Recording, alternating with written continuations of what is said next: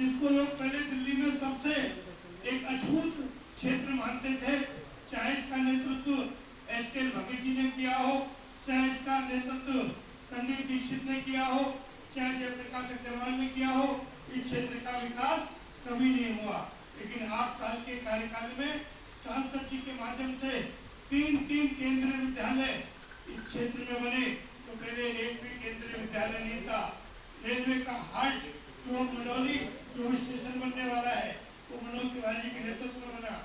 यहाँ पासपोर्ट कार्यालय क्षेत्र में पहला मनोज तिवारी के नेतृत्व में बना।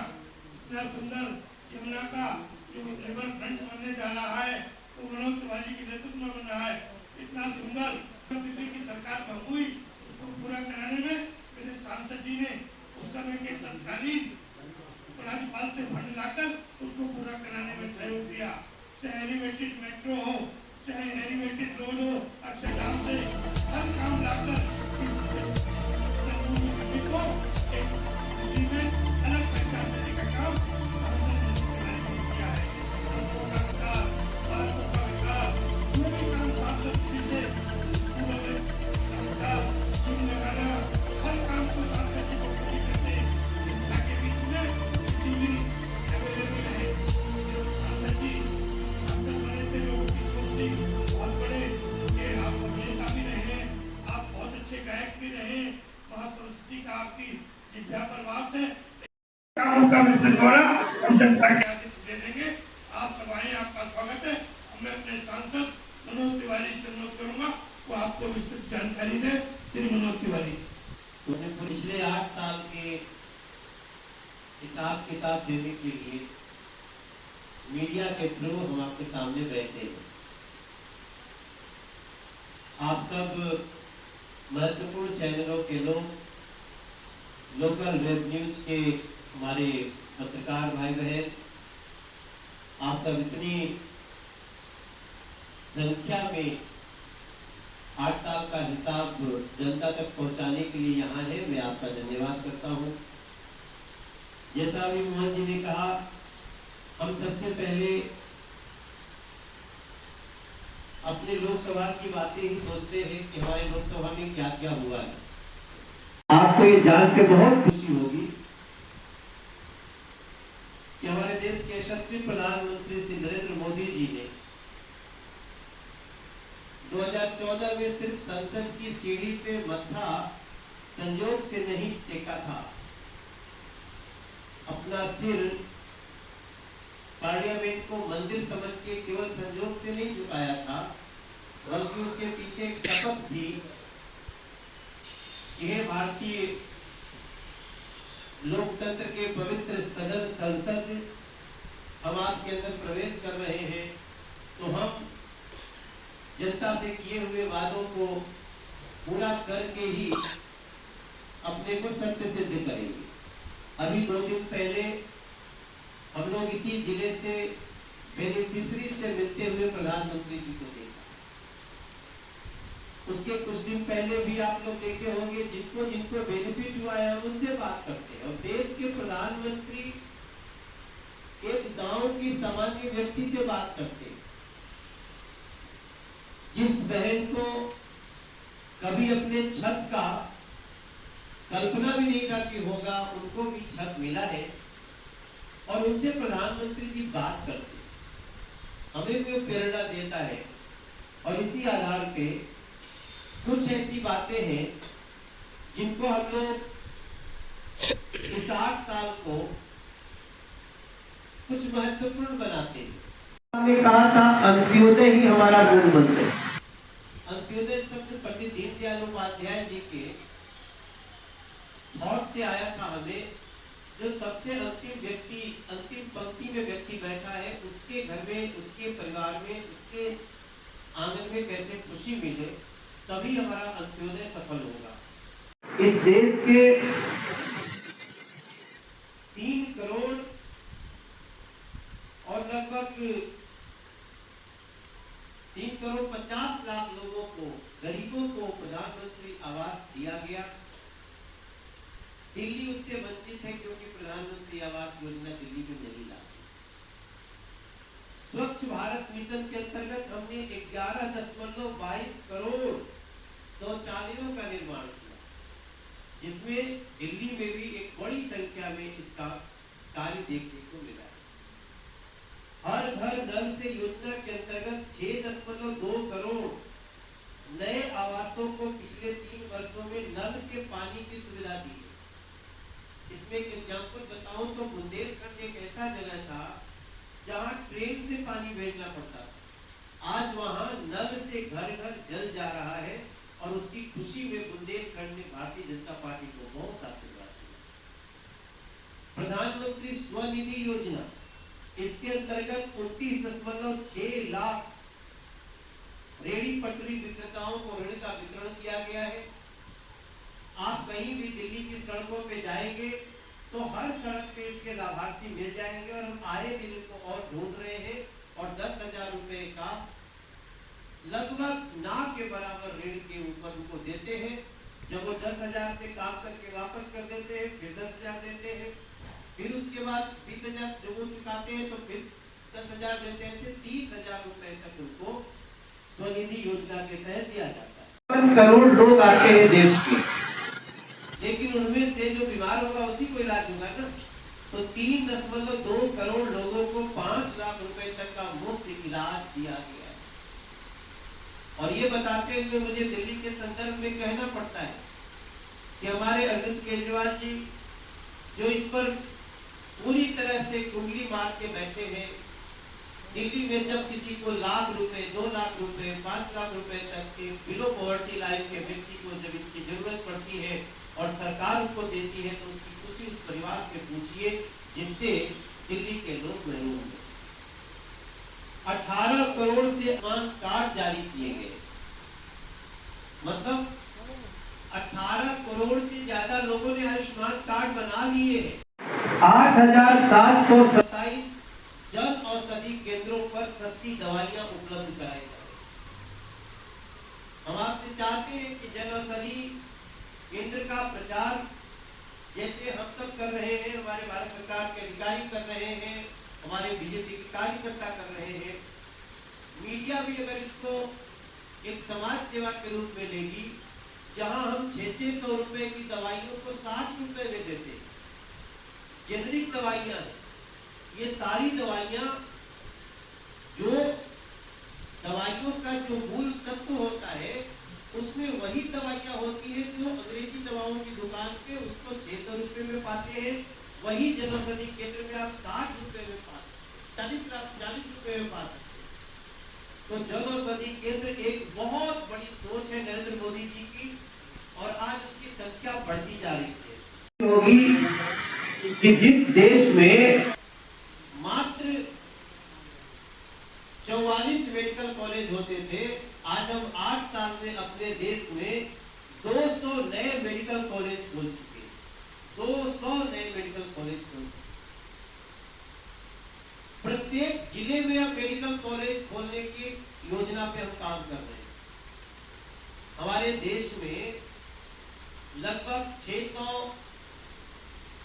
688 जिले के आसपास है, 700 के आसपास है एक मेरे और हर जिले में एक मेडिकल कॉलेज होगा। इसका शपथ भारत सरकार नरेंद्र मोदी जी स्वास्थ्य विभाग ले चुका है। में हम फिट इंडिया केवल कहते नहीं नरेंद्र मोदी जी, फिट इंडिया को अचीव करने के लिए अभी जो नई योजना हमारी प्रत्येक ब्लॉक में, देश के प्रत्येक ब्लॉक में हेल्थ और वेलनेस सेंटर का एक केंद्र खोलने के लिए हमारी सरकार आगे बढ़ चुकी है। आपको जान के खुशी होगी वितरित किए गए हैं तो इसको छोड़ देते हैं। किसानों के लिए और भी बोझ कहेंगे, नए भारत की नारी शक्ति हर नारी का ध्यान क्या किया है। आप सोचें, यहाँ बैठा हुआ कौन है जिसके गांव में उसकी मां धुएं में खाना नहीं बनाई, धुएं से उसका आंख नहीं खराब हुआ, वक्त से पहले बूढ़ी नहीं हुई। हमारे देश की साथ सोचा और आज पीएम उज्ज्वला योजना के अंतर्गत महिलाओं को 9 करोड़ एलपीजी कनेक्शन दिए जा चुके हैं। जिसमें 40-40 हजार रुपए का ब्लैक लगता है। जनधन खातों के माध्यम से 25 करोड़ महिलाओं को बैंक से जोड़ा जा चुका है। अब उनका कोई बेईमानी नहीं कर सकता, उनसे गलत उनका पैसा कोई हड़प नहीं सकता, उनके पास बैंक है, और जिसका बैंक में अकाउंट है उसको 2 लाख रुपए की उसको लाइफ इंश्योरेंस। 75 लाख से अधिक स्वयं सहायता समूह चल रहे हैं। 8 करोड़ महिला उद्यमियों को जोड़ा गया है। स्टैंड अप इंडिया के तहत महिलाओं के नाम पर 80% ऋण दिए गए हैं। आपको यहां भी बता दूं, अभी भी अगर आप एक चौथे स्तंभ मीडिया के रूप में किसी ब्रांच से पूछें कि आपने स्टैंड अप योजना के तहत क्या किसी दलित बहन को आपने 1 करोड़ का लोन दिया, अगर उसने नहीं दिया होगा तो उसके हाथ पांव फूल जाएगा। महिला को दिया, ऐसे लोगों को हमें हर एक ब्रांच को 2 लोगों को, जनजातीय जहां है जनजातीय 3 लोगों को 1-1 करोड़ का लोन मिनिमम इंटरेस्ट पे देना अनिवार्य कर दिया। उसका लाभ लेकर के आज कई दलित समाज के लोग बहुत अच्छा काम कर रहे हैं, और वो कल तक नौकरी मांगते थे, अब वो नौकरी देने वाले बन गए। देश में शिक्षा को बदलना बहुत आवश्यक है, शिक्षा की नीति को बदलना बहुत आवश्यक है, क्योंकि हमारे भविष्य की पीढ़ियां तो स्कूल में जो पढ़ेंगी उसी के आधार पर खड़ी होगी। आज भी हम लोग, जब हम लोग को पुराना हमारे किताब में पढ़ाया जाता था पुष्प की अभिलाषा, चाह नहीं मैं सुरबाला के गहनों में गूंथा जाऊं, चाह नहीं प्रेमी माला में बिन प्यारी को ललचाऊं, चाह नहीं देवों के सर पे चढ़ूं भाग्य को चलाऊं। अगर ऐसी कविताएं और भी पढ़ाई जाती तो हमें अपने देश के अंदर ही इतने गद्दारों को नहीं देखना पड़ता, जो पढ़ाई लिखाई करके और हमारे संस्कृति को गाली दे रहे, देश को गाली दे रहे, देश को तोड़ने में लगे। एक फूल भी कहता है, हम न्यू एजुकेशन पॉलिसी लेकर के आए हैं। हम ऐसी शिक्षा नीति नरेंद्र मोदी सरकार ने बनाना शुरू किया है जिससे आपको 12वीं करते करते आपके हाथ में रोजगार होगा। रोजगार परक शिक्षा, नैतिक शिक्षा। तो इसके लिए हर व्यक्ति को जानना जरूरी है, वरना उसको भी एक प्रकार का दिव्यांग माना जाएगा। वो 4 चीज क्या है? आपको गाड़ी चलाना आना चाहिए, आपको एनसीसी जैसी ट्रेनिंग हो जिसमें आपको कम से कम बंदूक चलाना आता हो, ट्रेन होना चाहिए, एनसीसी संस्था है। तीसरा, मोबाइल आपको चलाना आना चाहिए। कितने लोग ऐसे होते हैं मोबाइल रखे हुए हैं, हम कहीं जरा एसएमएस कर देना, हाँ लड़कों को बोल के करा देंगे, अभी पता चले वो बड़े बड़े पदों पे आ गए और मैसेज नहीं करने आता, उनको लिखने नहीं आता। वो हाथ से लिख सकते हैं, मोबाइल में स्किल करना जरूरी है। हमारे यहाँ इतने ड्राइवर की नौकरी है, इतने कुक के नौकरी है, लेकिन जब वो ट्रेंड ही नहीं होगा और अपने छोटे से प्रोफेशन के साथ पर्सनालिटी डेवलपमेंट क्या होती है, छोटे से प्रोफेशन के साथ ईमानदारी क्या होती है, तो इस पे हम लोग स्किल डेवलपमेंट कर करके आगे बढ़ रहे हैं। और इसमें 1.32 करोड़ मतलब 1,32,00,000 लोगों को हमने अभी तक स्किल दिया है। जो खुशी आपको इस समय शास्त्री पार्क से गाजियाबाद बॉर्डर तक जाने में होगी, जो खुशी आपको सिग्नेचर ब्रिज पे चढ़ने में होगी, जो खुशी अब से थोड़े दिन बाद जब हम ये मेट्रो लाइन बन रही, सड़क के ऊपर सड़क, भजनपुरा की बात कर रहा हूँ, और उस सड़क के ऊपर मेट्रो, अभी आपको मैं 5-6 दिन में उसका नक्शा रिलीज करूंगा कि भजन उधर रह गई, उधर की दुकान, ऐसा लगता है दोनों अलग अलग शहर है। हम उसको बदलने जा रहे हैं। हम इस भजन वजीराबाद रोड के ऊपर एक सड़क बना रहे हैं जो खजरी ब्रिज से उतरने के बाद फिर से उठ जाएगी हवा में, और फिर यमुना बिहार का जो अगला ब्रिज आता है गोकुल, वहां पे हम नीचे लेकर के फिर उसको कनेक्ट करेंगे, ताकि भोपरा बॉर्डर तक जाने के लिए एक भी सिग्नल न रहे। इसके लिए भी हमारा काम लगभग अंतिम चरण में है। 1 साल और आपको ये खुशी मिलेगी। और उसके सबसे ऊपर यहाँ मेट्रो जा रही है, उससे निकल करके एक मेट्रो जिसको मस्जिद पार्क तक हम ले जा रहे हैं, उसका काम बहुत तेजी से चल रहा है। बड़ी कुंडी की छत बना रहे हैं 32 लाख रुपए। क्या दिल्ली के लोगों को ये हिसाब मांगने की जरूरत नहीं?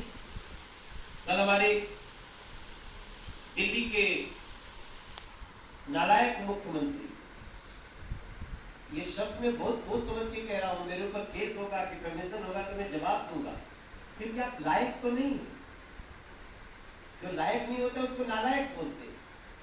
और लायक आप इसलिए नहीं है कि कल भी मैं गोकुलपुरी विधानसभा में सांसद आपके द्वार कर रहा था और महिलाएं सड़कों पे घेर के हमको सड़कों पे घेर के, और जो बहनें थी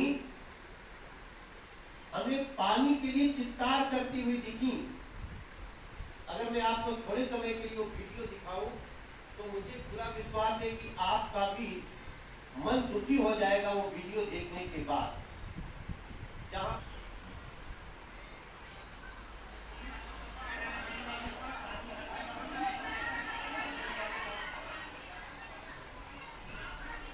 ये दृश्य हर जगह गली में जाने पे निकलता है,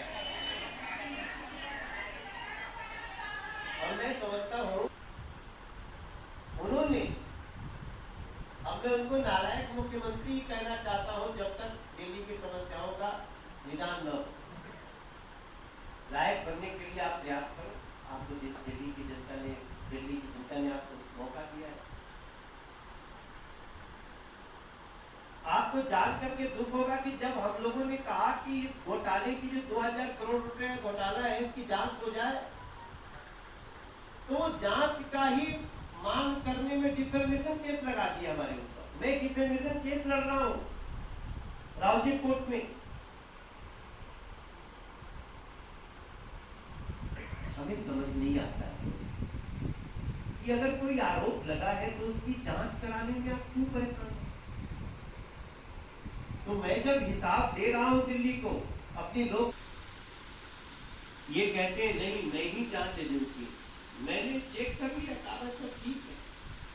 तो आपने किस तरह से कहा कागज ठीक है? आज जब वो पकड़ा गया कि दिल्ली का पैसा हवाला कारोबार से 16 करोड़ 88 लाख, और हम चाहे प्रधानमंत्री आवास दे रहे हो, चाहे हम फ्री इलाज दे रहे हो, चाहे हम लोगों को अनाज दे रहे हो, हम कभी भी हिंदू मुस्लिम सिख ईसाई बौद्ध जैन पारसी इसमें भेद नहीं करते हैं और ना हम करेंगे। वोट के आधार पर हम कभी डिस्क्रिमिनेशन नहीं